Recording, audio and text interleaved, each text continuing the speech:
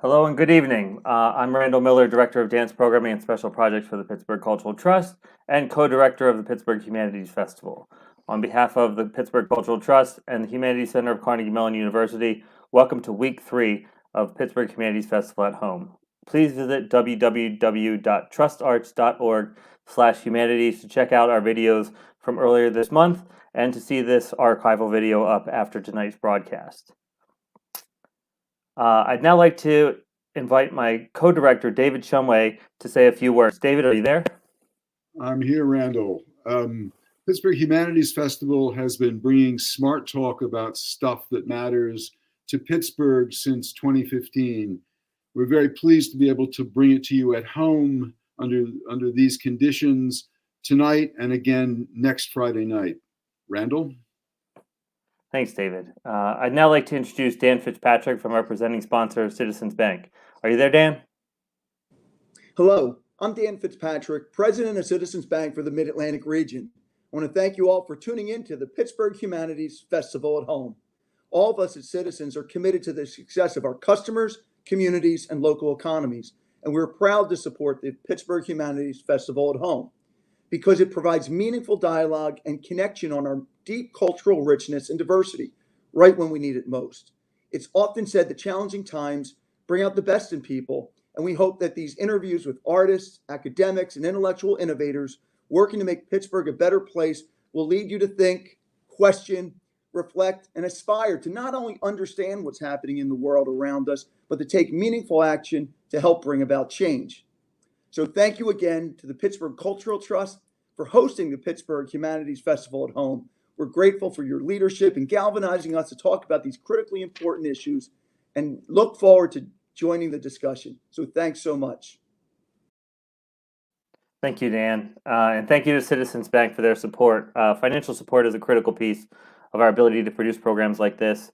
And if any of our viewers out there wish to make a financial contribution to support this work, please visit www.trustarts.org/supporthumanities.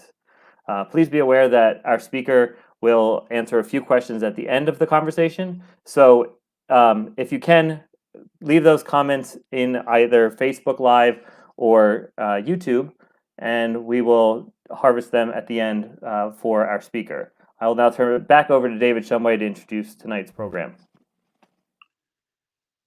Our guest tonight, Jonathan D Mourinho, is the David and Lynn Silfen University Professor at the University of Pennsylvania. He is also a professor of medical ethics and health policy and of history and sociology of science and of philosophy. His book, Everybody Wants to Go to Heaven, But Nobody Wants to Die, Bioethics and the Transformation of Healthcare in America, co-authored with Penn President Amy Gutmann, was published last year. He is co-host and co-creator of the podcast Making the Call. Next month, Columbia University Press will publish The Brain in Context, a pragmatic guide to neuroscience, which Professor Moreno wrote with neuroscientist Jay Shulkin. Among Moreno's previous books are Impromptu Man, J. L. Moreno, and The Origins of Psychodrama and Counterculture and the Social Network. Jonathan will be interviewed by Danielle Wenner, Associate Professor of Philosophy at Carnegie Mellon University and the Associate Director of CMU's Center for Ethics and Policy. Danielle, over to you. Thanks, David. And thanks to you, Jonathan, for the opportunity to read this really fantastic book. I learned really quite a bit. So you wrote and published this book shortly before the outbreak of COVID-19, and obviously a lot has changed in the intervening months. But many of the lessons of the book seem rather more salient through the lens of COVID. So, for example, a running theme through the book is how public trust in social institutions and medicine in particular has been gradually eroded since the post-war era. And we're perhaps witnessing the culmination of that in the current response to COVID from both the government as well as many of our public figures. Given what you've seen of how COVID has played out in our politics, in our institutions, and in our media, how hopeful are you that our institutions of medicine and public health can regain some of the public trust that's been lost? Well, Danielle, thanks very much for starting with an easy one. Before I forget, thanks to you and to the sponsors and to everybody who's making this possible under these circumstances. So I am always hopeful. I'm not optimistic or pessimistic. I think we have to keep an even keel in difficult times, as previous generations of Americans have done. So we do face, lots of leadership challenges in the next few months and years. A lot of the book is about how the relationship between doctors and patients has been kind of renegotiated since the Second World War. And patients have insisted on more control over information and over their decision-making about their medical care.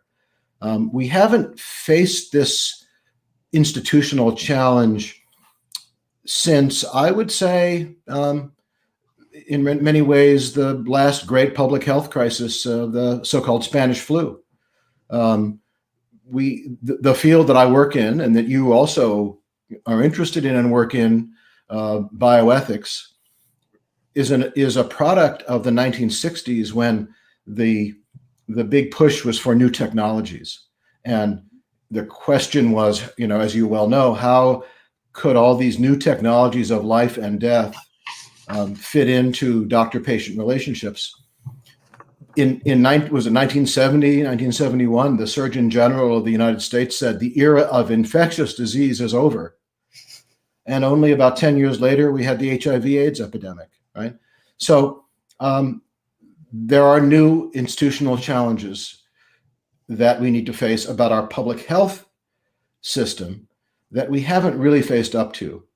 And as many people have pointed out, we have let our public health system deteriorate, not only at the national level, but also at the state level in the last 20 years. I believe we will learn the lessons of the pandemic, but we're in for more tough times. And you recently, sort of building on the same theme, you recently published a short piece talking about how President Trump's physicians' handling of his public-facing comments with respect to President Trump's infection might contribute a little bit to the growing distrust in our healthcare institutions. Can you say a little bit about that? We put so much stock in the white coat. People who have sons or daughters in medical school or have been in medical school themselves, who are part of this event, know that there's a white coat ceremony that happens, generally within the first couple of weeks of your first year of medical school, when you get a short white coat, which signifies that you're only a little baby pre-physician. You get the longer white coat later on. There is so much power in the white coat, right? So you and I, we're interested in famous experiments like Stanley Milgram's experiment in the early 1960s, when he found that ordinary people were willing to come in off the street and at the command of an authority figure in a white coat, expose strangers, or at least thought that they were exposing strangers to pain. So I think we do need to be very careful about losing the confidence that the white coat symbolizes. Mm-hmm. You didn't ask this question, but another topic that really concerns me right now, which we need to face because of the president's recent illness, is how we use the tools of modern medicine to inform our elected officials about when somebody in the highest office in the country, who is also the commander-in-chief of the armed forces, has some problem with their capacity. And that is not something we have faced as a country, not only in the United States, but historically, democracies and dictatorships have had doctors who covered up the actual medical condition of their leaders. This is just another example, leading off your first question, of how our interest in bioethics, our mutual interest in bioethics, is so shockingly timely at the highest levels and penetrating our society. Yeah, I think that's exactly right. And I thought there were so many themes in this book that although were couched in stories from history, seemed so relevant today. One of the points that you make in the book is that justice, the idea of promoting justice, is simultaneously the least successful and also the most urgent principle of bioethics. And this is a place where COVID has certainly made this more salient, right? So do you think that salience and growing public recognition of injustice in our society and in our access to health and healthcare will translate into greater attention to and support for policies and practices that will promote equity and healthcare in our society? Well, what we know is that the pandemic has, as a matter of fact, affected people of color and poor people more than it has people like you and I, who are able still to keep our jobs and to teach our classes in a safe and comfortable environment, and don't have to rub elbows with lots of other people in public. And this is just a fact. It is the way of things. And so the pandemic has ripped the Band-Aid off inequalities in our society that are really, you can't question them. I think we are going to have a very interesting test of our ability to address this moral challenge when there is a vaccine. And there will be a vaccine, and there will be more than one vaccine.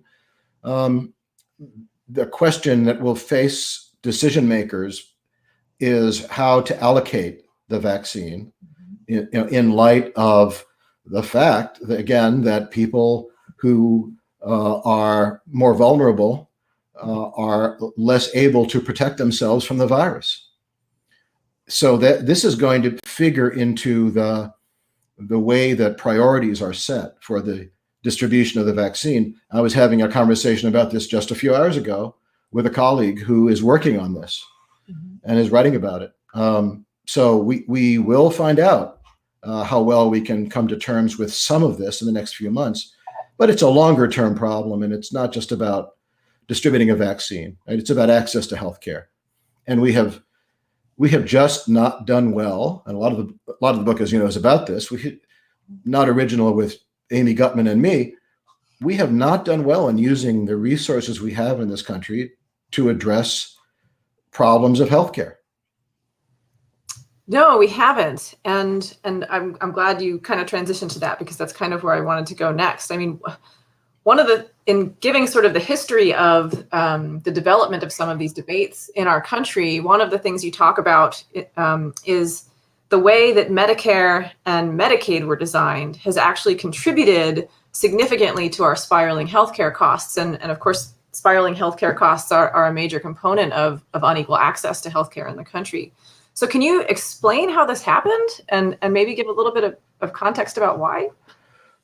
Well, as you know, physicians, organized medicine has opposed national health insurance until the Affordable Care Act since really World War I. A lot of people think that the term socialized medicine came out of the Second World War. Actually, it came out of World War I because Germany, Bismarck's Germany, had pioneered insurance.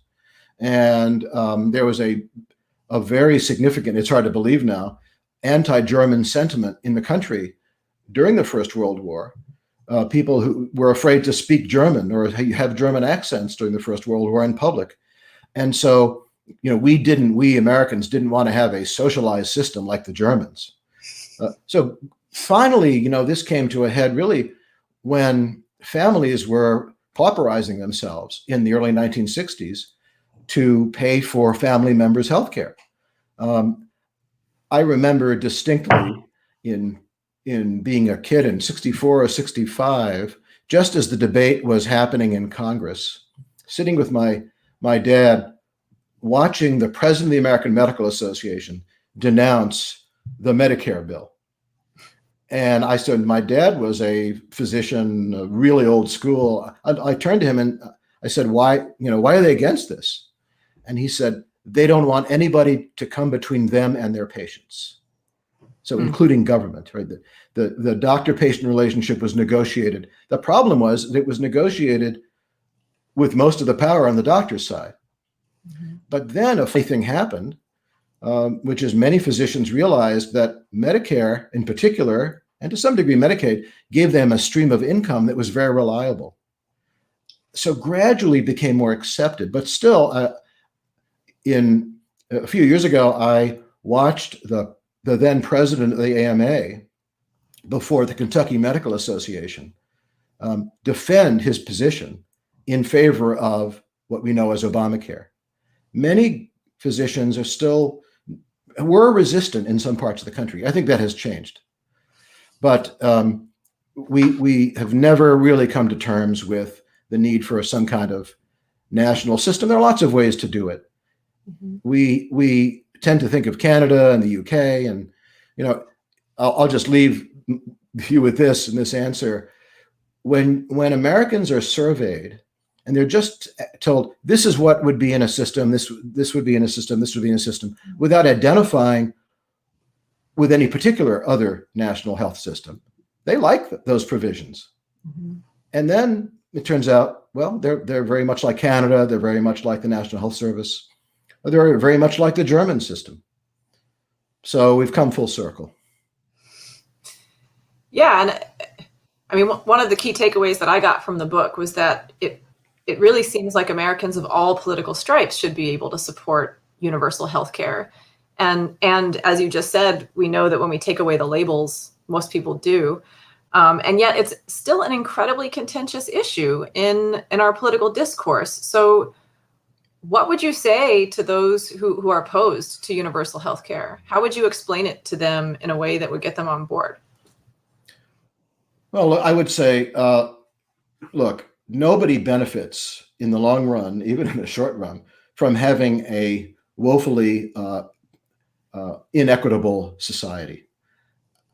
So you know that I'm interested also in neuroscience, and there's even experiments that show that that lower primates function less well in a primate society where there is inequality. There are experiments that have been done on this, and there's also actual neuroscience to show that people are more stressed when they know there's unfairness, even though they benefit from it. Now, I don't know, I don't know how to translate that into political messaging. That's not my job. But I think the course we are on is unsustainable. In another 20 years, half of our gross domestic product will be spent on healthcare at this rate. And this is something that was even appreciated by health economists in the Nixon administration. It was the Nixon administration that started health maintenance organizations as model organizations. So we can't continue to do things this way. It is going to have to change. Otherwise, other benefits that we receive from government are simply going to disappear. It's not sustainable. And of course, this will be, again, amplified and exacerbated by COVID, right? I mean, you mentioned earlier that certainly we can expect a vaccine or more than one vaccine to come online over the coming months, and we'll have social debates about how to distribute access to that or those vaccines. But in the meantime, there's a lot of folks who are becoming infected with COVID and dealing with long-term health impacts. In the absence of access to healthcare, things are only going to get worse, and costs continue to spiral. And indeed, sorry, it's not only COVID itself, right? There are other conditions that people have that for which treatments are being delayed, and those medical problems, some of which they may not even be aware of, because as you well know, doctor visits are down. They may not be obvious until next year or the year after. So there's no happy way out of this. It's the effects of COVID and the effects of other problems that people have, medical problems that are in the background. The reason I'm here is because we have time for one more question before we're opening it back up, and I'll remind our viewers at home that they'll be fielding questions from you after this, so please drop them in the comments on either Facebook or YouTube. Thank you. I'll be gone, and I'll be back in a couple minutes. Oh. So I only get one more question, so I will ask this one. The book, rather timely again, repeatedly makes reference to the societal need for robust and respectful disagreement, and the importance of demonstrating respect for those we fundamentally disagree with, particularly maybe about the kinds of value-laden questions that tend to surface in the medical setting and in discussions about important social issues like access to healthcare. But when you look at our political landscape, it really seems like we've lost almost all contact with that vision for social discourse. Do you think that the field of bioethics has lessons that it can contribute to help us find our way back to that? I think our field has done reasonably well. It could always do better in integrating very different points of view. I was very involved, for example, in the embryonic stem cell debate, which seems, like a long time ago. Well, I guess it was, maybe 15 years ago. And there was a very vigorous and I think respectful debate between people who favored embryonic stem cell research and those who opposed it. And I do think actually that for technological reasons, but also philosophical reasons, a consensus was reached. So I think the bigger question is, how does our society deal, right, in this treacherous political environment that is so, I'm afraid to say, tribalized. And I think if we give up the lessons of the last 400 or 500 years, hard-won lessons, and accede to violence on any side of any question, there's no bottom to that. Yeah. And so I recognize, as Frederick Douglass said about 180 years ago, power concedes nothing without a demand. But as Dr. King, and in fact Douglass himself, I believe, concluded, how do you do the struggle? If you do it with violence, you give license to everybody who would be prepared to use violence, as we just saw, right, with regard to events in Michigan and Virginia, the threats to the governors. So we just have to put up the boundaries, I think, with respect to discourse. Great. So our first question is along similar lines. Given that, hold on, let me look at it. So given that socialized healthcare is a main talking point for the current election, and you gave a case for it earlier, what is the strongest argument that you've heard against socialized medicine? Well, I don't know really what to make of the term socialized medicine. So that's a real, stumbling block for me. I'm not exactly sure what people mean when they say that. What is the biggest argument against? The biggest argument against, I suppose, comes from people who are worried that their ability to get their urgent, not emergent, but urgent medical problems taken care of on demand will be inhibited. And that notion has been around for a long time. So I'm not going to deny that scheduling and urgent access to medical care may be different in a universal national health system. But if we do it as some countries have done it, the bottom line will be people who are just as healthy and a country that is much healthier. And I think we can see examples of that in places like Germany and places like France, where they have really succeeded in balancing individual demands with the social needs of access to healthcare.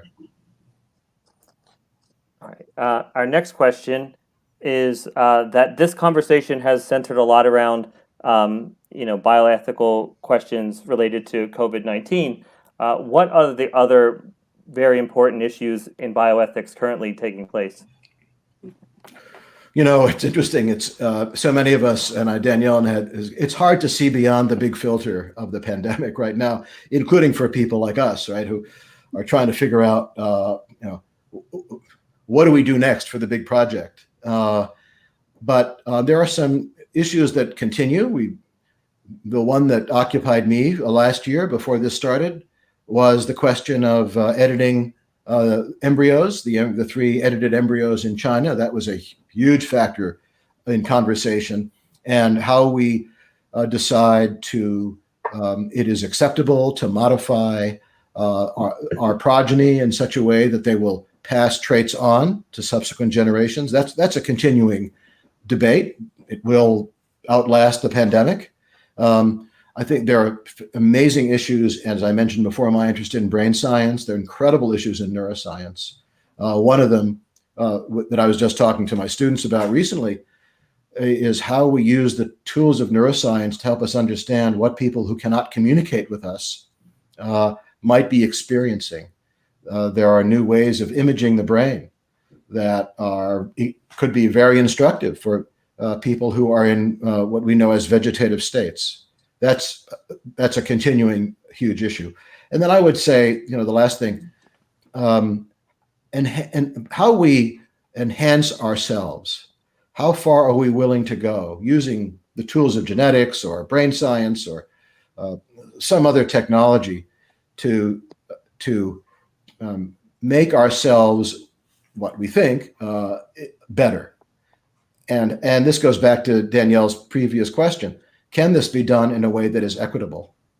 Or will we spiral again toward structural inequalities in access to these new technologies? Great. And our final question that we have time for is, from a bioethics point of view, how do you feel about the advertising of prescription drugs in America compared to other places in the world? I don't like it.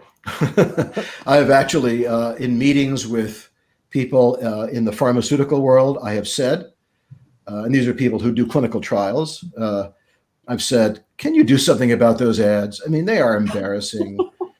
They're demeaning. We know that if you just, for example, if you just don't watch the video when those ads are on, listen to the audio. The video is designed to be distracting. My favorite image in this category is the older couple, each of whom is in a separate bathtub, and somehow, erectile dysfunction drugs have helped them. And I'm not sure how that's working in those 2 separate bathtubs. So I think that it's a serious problem, because it gets to, again, what Danielle and I were talking about before. If everybody in our healthcare system has their palms up, then everybody has reason to be suspicious. And in the long run, we just can't tolerate a healthcare system in which there's a loss of trust. And I fear that we are in so many ways bumping up against a loss of trust. Right. Well, thank you. That's all we have time for this episode of the Pittsburgh Humanities Festival at Home. I'm so glad we were able to have this conversation despite the pandemic. And I know that it will inspire thought, introspection, and continued conversations among our viewers. Thank you to Jonathan. Thank you, Danielle, for participating this week. And I have to make one more plea for financial support to our listeners. If you are interested in supporting the work of the Pittsburgh Humanities Festival, trustarts.org/supporthumanities. I hope you'll join us next week for the final installment of the Pittsburgh Humanities Festival at Home 2020 for more smart talk about stuff that matters. Thanks, and have a good night.